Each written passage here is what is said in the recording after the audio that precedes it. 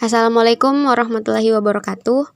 Perkenalkan, nama saya Nur Mutmainah Ariyanto dengan NIM O1A1201202 dan saya berasal dari kelas B. Pada video kali ini saya akan menjelaskan materi tentang metabolisme karbohidrat. Pada poin pertama terlebih dahulu saya menjelaskan tentang definisi glikolisis, glikogenesis, glikogenolisis, dan gluconeogenesis. Yang pertama adalah glikolisis.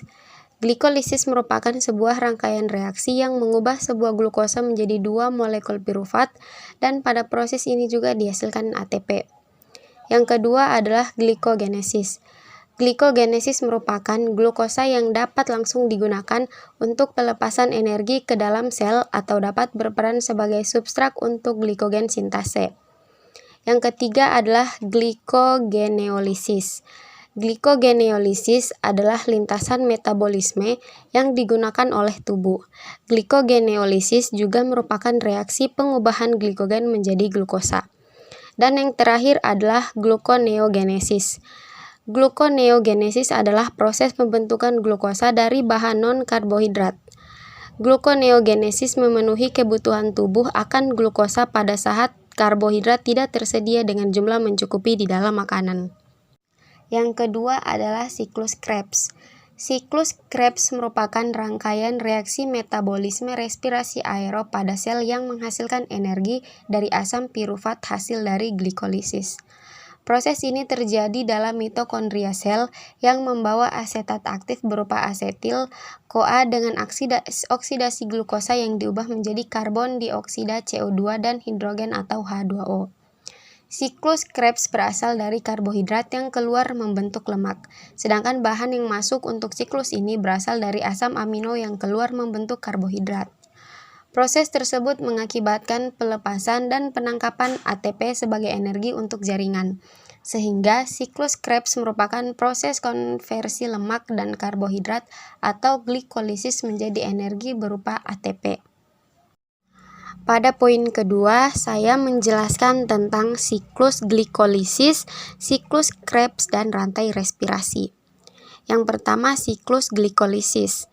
Glikolisis adalah rangkaian reaksi kimia penguraian glukosa yang memiliki 6 atom C menjadi asam pirufat atau senyawa yang memiliki 3 atom C, NADH, dan ATP. NADH adalah koenzim yang mengikat elektron H, sehingga disebut sumber elektron berenergi tinggi. ATP merupakan senyawa berenergi tinggi. Setiap pelepasan gugus fosfatnya menghasilkan energi. Pada proses glikolisis, setiap satu molekul glukosa diubah menjadi 2 molekul asam pirufat. Yang ketiga adalah transport elektron. Transport elektron merupakan proses produksi ATP dari NADH dan FADH2 yang dihasilkan dalam glikolisis, dekarboksilasi oksidatif, dan siklus Krebs. Transport elektron terjadi di membran dalam mitokondria yang dibantu oleh kelompok-kelompok protein yang terdapat pada membran tersebut. Proses ini disebut juga dengan fosforilasi oksidatif. Poin yang ketiga, saya menjelaskan tentang hubungan metabolisme karbohidrat, lipid, dan asam amino. Hubungan yang terjadi adalah pemecahan dan sintesis karbohidrat, protein, dan lipid terhubung dengan jalur katabolisme glukosa.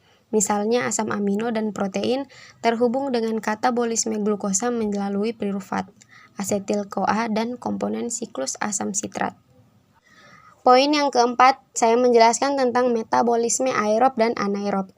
Yang pertama adalah metabolisme aerob. Metabolisme aerob adalah metabolisme yang memerlukan oksigen. Metabolisme aerob terdiri dari beberapa tahap, yaitu glikolisis, dekarboksilasi oksidatif, siklus Krebs, dan rantai transport elektron. Seluruh ATP dijumlahkan mulai dari glikolisis sampai transport elektron. Yang kedua adalah metabolisme anaerob. Pada metabolisme anaerob terdapat 2 proses, yaitu dari proses glukosa membentuk asam pirufat terbentuk 2 ATP, sedangkan dalam proses pengubahan asam pirufat menjadi asam laktat tidak terbentuk ATP, sehingga pada metabolisme anaerob hanya terbentuk 2 ATP saja. Sekian dari saya akhiri dengan kata billahi taufiq wal hidayah. Wassalamualaikum warahmatullahi wabarakatuh.